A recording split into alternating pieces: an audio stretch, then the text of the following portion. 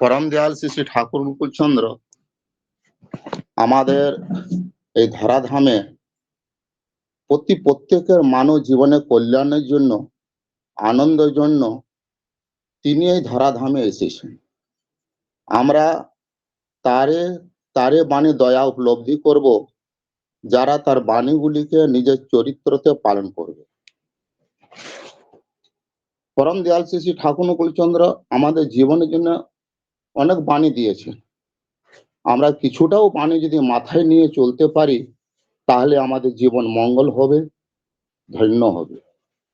মায়া মাসিমা বলে তার একটি ভক্ত ঠাকুরকে বলছে, ঠাকুর আপনি যত বাণী দিয়েছেন, আপনি যত কথা বলছেন, আপনার কথা কেউ শুনছে না ঠাকুর। আপনার গলার নালি ফাঁক হয়ে গেছে, বড় সুপারি আপনার গলার নালিতে প্রবেশ করে যাবে। ঠাকুর কে শুনে আপনার কথা?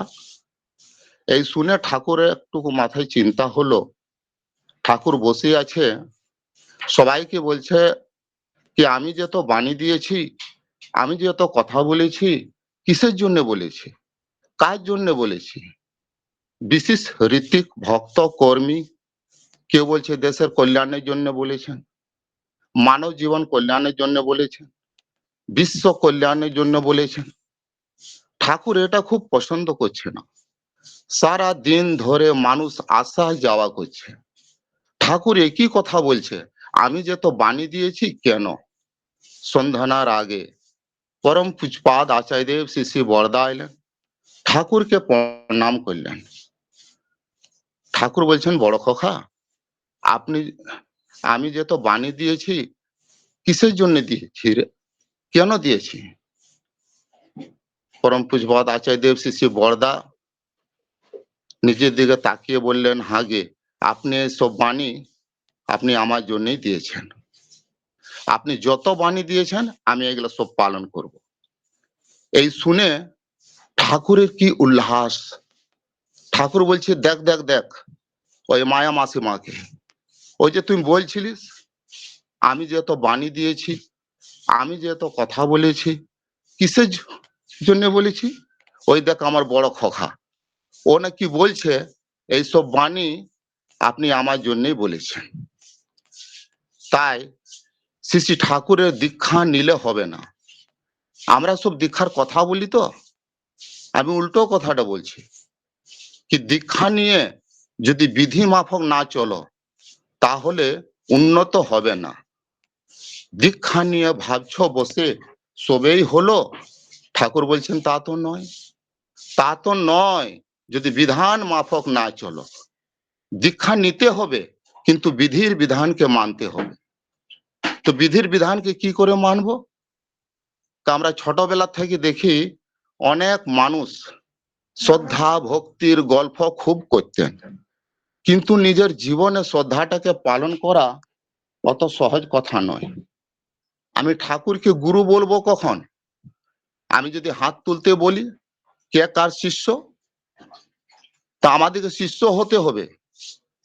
ঠাকুর বলছে স্কুল গেলেই ছাত্র হয় না, আর মন্ত্র নিলেই শিষ্য হয় না। তো আমাদেরকে শিষ্য হতে হবে কি তিনি আমার গুরু হয়েছেন কি না, নিজেকে আগে প্রশ্ন করো। ঠাকুর বলছে যাকে তুমি নিজের জীবনকে সমস্ত দিয়ে দিয়েছেন তিনি তোমার পরম গুরু। তাই আমাদের কাম, ক্রোধ, লোভ, মোহ, মৎসর্য, ষড়রিপু আমরা কি তার চরণে দিতে পেরেছি? আমরা কি তার প্রতিষ্ঠার জন্য তনু মন ধন দিতে পেরেছি? যদি না দিয়ে থাকি তো ঠাকুরকে গুরু বলে গ্রহণ করেছি, এই কথা কি ঠিক? দীক্ষার মাধ্যমে আমাদের জীবন নিয়ন্ত্রিত হয়।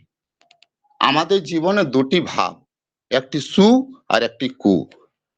এই সুভাব দ্বারা মানুষ প্রতিষ্ঠিত হয়, এই সুভাব দ্বারা মানুষ বাঁচা বাড়া চরম আনন্দ লাভ করে।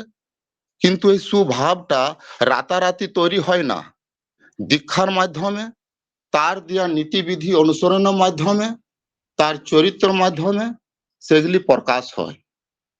তা আমি সহজভাবে আমি বলতে চাই কি ঠাকুরের দীক্ষা নিয়ে নীতি বিধান অনুসার আমাদেরকে চলতে হবে। আমি বহুদিনের আগেকার একটা ঘটনা বলছি। আমাদের এক গুরু ভাই রামপদ দা, তাকে বলা হয়েছিল যা বলবি কি দেওঘরে উৎসব হবে, সবাই ঠাকুরের জন্য যেমন কিছু না কিছু নিয়ে আসে। তো রামপদ দা একটা গ্রামে গেল, সবাইকে বলছে ভাই দেওঘরে উৎসব হবে, তো ঠাকুরের জন্য কিছু না কিছু সবাই যেমন নিয়ে আসে। তো সবাই কিছু না কিছু দিল, একজন আর দেয় না। সে কি বলছে, কিছুই তো হলো না। কি বলছে, কিছুই তো হলো না। তো রামপদ দা রসিক মানুষ ছিলেন, বলছে ওকে ধরে নিয়ে আয় আমার কাছে। তোয়াকে ধরে নিয়ে আসা হলো। রামপদ দা বললো, হ্যাঁ রে, তুই যে বলছিস কিছুই তো হলো না, তো কি হবার ছিল তোমার, কেন দীক্ষা নিয়েছো বল। তো বলছে আমার পেটে রোগ হয়েছিল, বহু ডাক্তার দেখাইলাম, বহু জায়গায় মাথা ঠুকলাম, কিন্তু আমার পেটের রোগটা আর ভালো হইল না। তো শুনলাম ঠাকুর অনুকূল চন্দ্র ভগবান, সেখানে গিয়ে 6টি টাকা দিয়ে দীক্ষা হয়ে যায়। তা আমিও গেলাম, 6টি টাকা দিয়ে দীক্ষা নিলাম।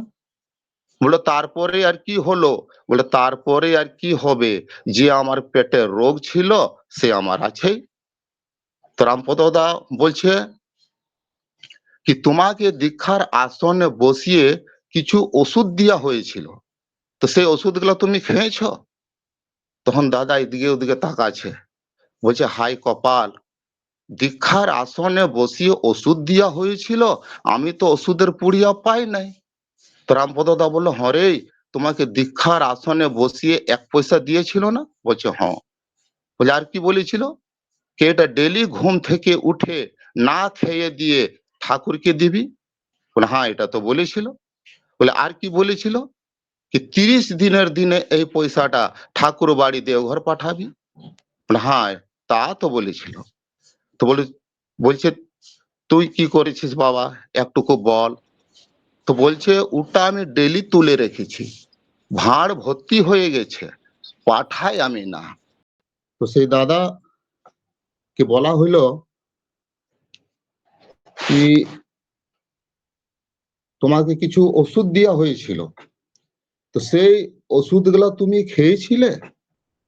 তখন দাদা এদিকে ওদিকে তাকাচ্ছে, বলছে হাই কপাল, দীক্ষার সময়ে ওষুধ দেওয়া হয়েছিল, আমি তো ওষুধের পুড়িয়া পাই নাই। তো বলছে রে তোমাকে দীক্ষার আসনে বসিয়ে কি 1 পয়সা দিয়েছিল না, বলছে হ্যাঁ। তো বলছে আর কি বলেছিল, কে পয়সাটা ডেলি ভোরবেলায় উঠে না খেয়ে দিয়ে ঠাকুরকে দিবি। বলছে হ্যাঁ এটা তো বলেছিল। বলে আর কি বলেছিল, বলে 30 দিনের দিনে এই পয়সাটা ঠাকুর বাড়ি দেওঘর পাঠাবি। তো বলে হ্যাঁ তা তো বলেছিল। তো তুই কি করছিস বাবা একটুকু বল। তো বলছে ওটা আমি ডেলি তুলে রেখেছি, ভাঁড় ভর্তি হয়ে গেছে, পাঠাই আমি না। বলছে বাবা, তাহলে তো প্রথম ওষুধটা তোমার কাট পড়ে গেল। আচ্ছা তোমাকে একটা চক্র ফটো দেখিয়েছিল, বলছে হ্যাঁ। বলে কি বলেছিল, কি এইটা ডেলি সকাল থেকে বিকাল পর্যন্ত ডেলি ঠাকুরের চক্র ফটোর কাছে বসিয়ে ঠাকুরের নামটা জপ করবি। বলছে হ্যাঁ এটা তো বলেছিল। বলে করেছিস। তো বলছে ওটা আমি এখন বাঁধাই নাই, তারপরে ওই পোকাতে খেয়ে দিল, আর কখন যে খেয়ে দিয়েছে আমি আর খুঁজে পাই নাই। বলছে হাই কপাল, তাহলে তো দ্বিতীয় ওষুধটাও তোমার কাট পড়ে গেল। আচ্ছা আর কি বলেছিল, যে ডেলি ঘুম থেকে উঠে খালি পেটে একটা পাতা খাবে, থানগুনি। আর থানগুনি পাতা যদি না পাওয়া যায় তো একটা তুলসী পাতা খাবি। বলছে হ্যাঁ এটা তো বলেছিল। বলে খেয়েছিস। তো বলছে থানগুনি পাতা আমি খুঁজেই পেলাম না, কোনটাকে বলে থানগুনি পাতা। বলে হ্যাঁ তুলসীটা ঘরে ছিল, খেতে পারতাম, খাই নাই। তো কথা কথা উপলব্ধি করো। বলছে যত তোমাকে ওষুধ দিয়েছিল একটা ওষুধও তুমি খাইস নাই, একটা ওষুধও তুমি খাইস নাই, তো তুই কি করে বলছিস কি আমার পেটের রোগ ভালো হইল না। তো আমরা খুব অভাবগ্রস্ত মানুষ, আমরা ঠাকুরের কথা জানতে চাই না, ঠাকুরের কথা আমরা মানতে চাই না। তো ঠাকুর বলেছে বিধান মতন আপনাদিগে চলতে হবে। আর ঠাকুরের প্রতি নাম ধ্যান প্রার্থনা করতেই হবে। ঠাকুর বলেছে ইষ্টভীতিটাকে বাড়াবার জন্যে, ইষ্টভীতিকে নিয়ে চলবার জন্যে সবসময় ঠাকুরের নাম ধ্যান স্মরণ আপনাকে করতেই হবে। ঠাকুর বলছে ইষ্টভীতি দীক্ষা বাঁচে, শরীর বাঁচে কর্মে, সদাচারে সমাজ বাঁচে, জীবন বাঁচে ধর্মে। আমি যদি নিজের জীবনকে বাঁচাতে চাই, রক্ষা করতে চাই, আপদ বিপদ থেকে বাঁচতে চাই, তো দীক্ষা নিয়ে আমাদেরকে ইষ্টভীতি করতেই হবে। আর তা না হলে আপনারা যতই পূজা পাঠ দান দক্ষিণা করো না, ইষ্টভীতি মাথায় যদি মজুদ রইল না, লক্ষ টাকা করল দান, ধর্ম তো হইল না। ইষ্ট ভরণ পিতৃ পোষণ পরিস্থিতির উন্নয়ন, এ না করে যাই করিস না, অধঃপাতেই তো চল। তো এটা ছেড়ে যা কিছু আমরা করি আমাদের ওই ফল হবে না।